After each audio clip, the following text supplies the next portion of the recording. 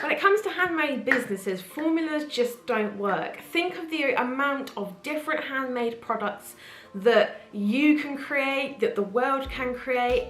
Do you really think a formula will work to price those products effectively? Hello everyone, welcome back to my channel. Today we're going to be talking about Etsy pricing and pricing your products for Etsy. Now, not just Etsy, but all handmade business owners out there. My biggest opinion is that handmade businesses undercharge, they undervalue their work, and if they are using a formula and it comes out at a really cheap price, they'll just go, okay, that's just what my work is worth. And they'll just put it online at that low price. And unfortunately, that is why a lot of you out there aren't making the money that you want to be making, aren't making the sales, and it does really impact your customers' perceived value of your product. Handmade sellers will say one of three things. I have to undercut the big box stores, I have to undercut my competitors, and if I charge a low price, I'll get more sales, and that's good. In my experience though, those statements just are not true, and weirdly enough, online sales just do not work that way. Is this you? You start off making a fantastic product, you put your soul, you put so much time and effort and blood, sweat and tears into this product. You then use some kind of formula, or you look at what the lowest price in your market niche is actually selling for, and you'll try to undercut that price, or you'll use a formula and come out with a really, really low price. So you put it up on Etsy and you say, okay, well, if that's what the experts say, then maybe that's how much I should charge. You sell the product, you ship the product, you're like, yes, brilliant, first sale, right, let's see how much I've made. And after fees and shipping and tax and all of those lovely things that we Etsy sellers have to pay and handmade sellers have to pay, you're not really making a lot. You think, well, never mind, I'll just make more and more and more, and I'll put more and more online, and I'll make all the listings and all the things, and I'll sell more. And you do that, but because you're putting your heart and soul and blood, sweat and tears into making the product in the first place, you are selling a lot, sure, but you are burning yourself out and you're not being paid what you're worth. So what does this cause? This causes sellers to either cut corners and, you know, they start to make less than stellar products. They start to kind of try to do things on the cheap, as you would say, and they just end up burning out, and the customers are no longer happy with the product.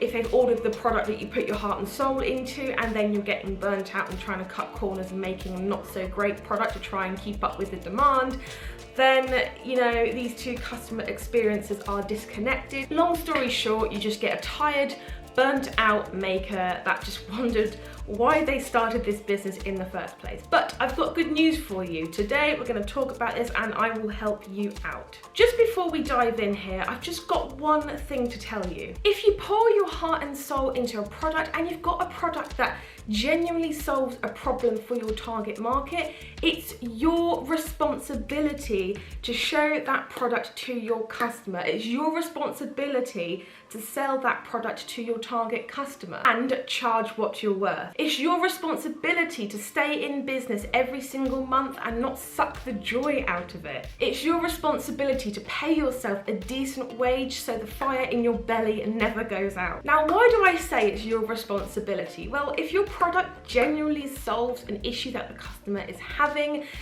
that customer needs that product. They are willing and ready to give you money, to spend money on that product to solve their need. Now, you may not have heard sales being talked about in that way, but at the end of the day, you makers out there, you take your product personally, you make it yourself. It's not like someone that's selling rulers online or pens or pencil cases or anything like that don't really, you know, have hands-on experience with the product. They may not care as much about the product as you do. You put your heart and soul into your product, and it's your responsibility to show that to the people that are most likely to need it in their lives, i.e. the people who are most likely to buy. So my key here to combat this is perceived value pricing. Perceived value pricing is where your price portrays the value of the product. So no formulas, no, okay, well I have to charge this because it costs me this and it takes me this amount of time. No. The perceived value of the product is what deciphers the price. Just keep this in mind that so many customers are waiting for your product. So if you don't charge what you're worth or you're charging a really cheap price, you may not be making as many sales as you wish to. So you may be a little bit confused, but let me give you an example. Let's say you want to take a course on how to paint. One is free and on an online based course that you can put in your email address for and you get it straight to your inbox. One you pay £599 for and it looks like a more professional course to solve your needs. Both are pretty well the same thing. They're going to teach you roughly the same thing. Which one are you going to take more seriously? You're going to take the £599 course more serious because you've got money in the game, you've got things to lose if you don't take it seriously. To run the courses may cost the course operators of 1 and 2 the same, but your perceived value and the problem that it's solving for you is bigger or better in the £599 course. That course is solving a high pain point for your customer. That's very important. Your product has to solve a pain point that is very intense, very painful, of a high level for your customer. So I can't go through the entire strategy here now because it's quite complex, but ask yourself these questions. Is your brand a higher end brand or a lower end brand? How big is your customer's pain point that you want to solve?